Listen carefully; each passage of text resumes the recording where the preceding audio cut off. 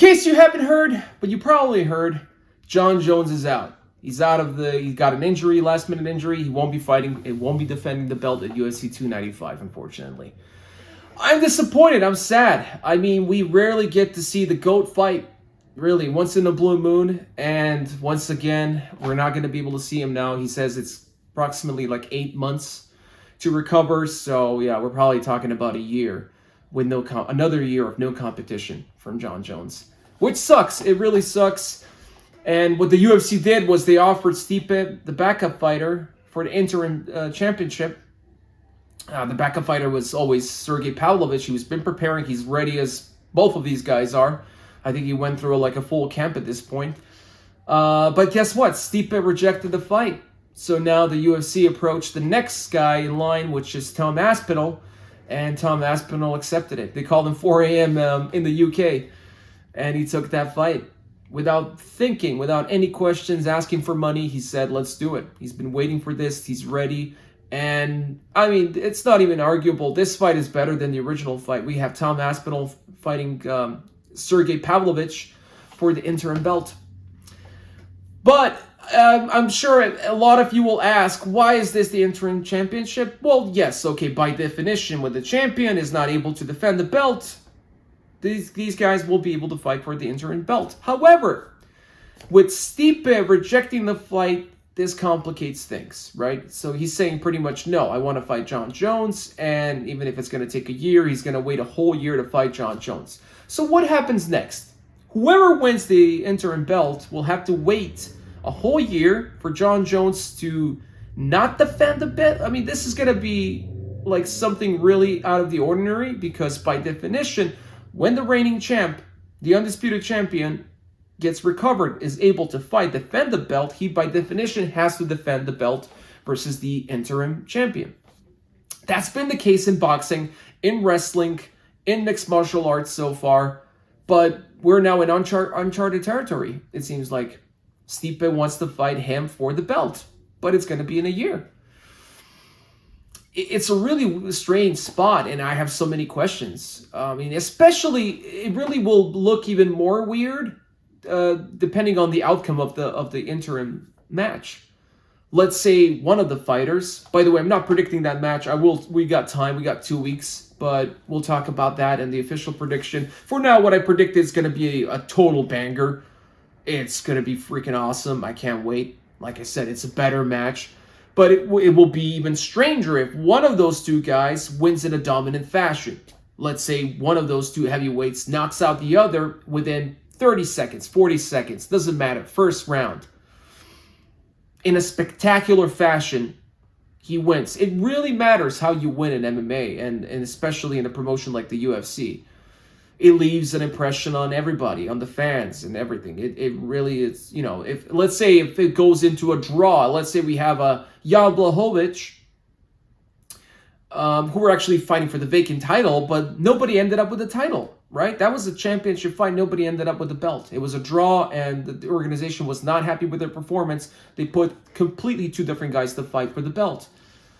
So if that happens, then yeah, sure, it all makes sense for Jon Jones and Stipe to still fight. But that's the only scenario. And really, how likely is it that two very, very powerful heavyweights with a track record of destroying people will go into a boring decision bout?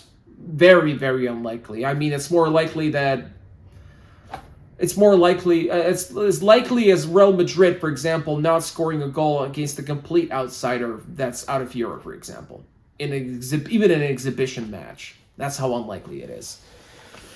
So, yeah, let's say Sergei or Tom knocks out the other guy in the first round, and the whole arena, Madison Square Garden, the whole world stops and like, wow. I mean, this guy should be the champion right now, right? Or deserves it. But now he's going to have to wait a whole damn year for the champion to not defend the belt against him, to defend against the guy who hasn't fought at that time for 4 years, or close to 4 years. I mean, come on, guys. With all due respect, I love Stipe, and I understand why he's given all these exceptions, because he after beating Cormier in that trilogy, he He's in the history books. He's the greatest heavyweight of all time.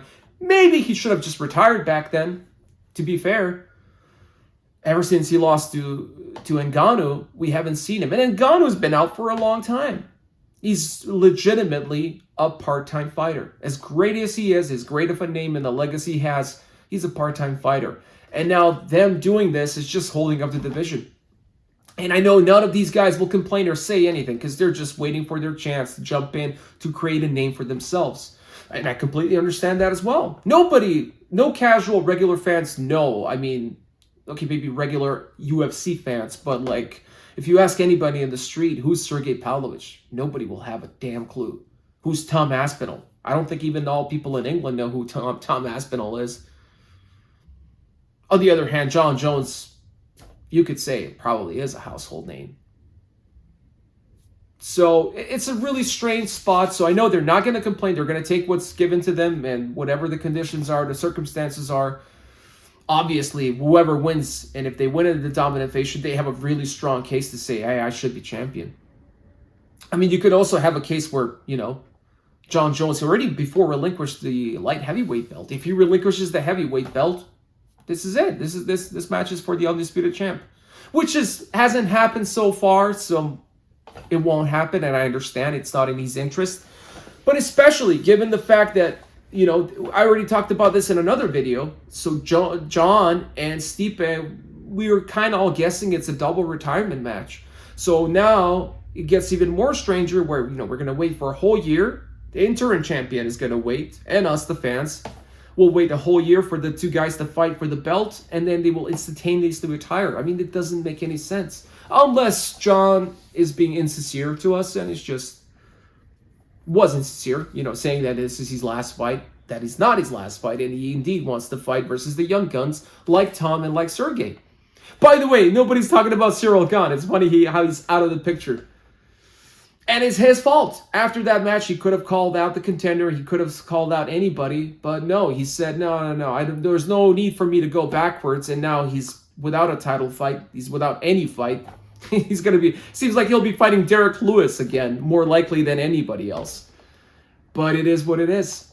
It's a crazy sport. And even now, it gives me more question marks about 296. By the way, UFC 296 is more stacked than 294 and 295, maybe even combined.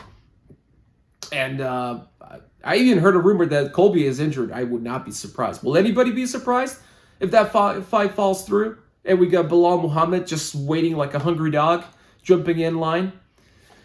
Easily that could be the case. Not to mention any other fights. But we'll see what happens. These last minute cancellations have been crazy.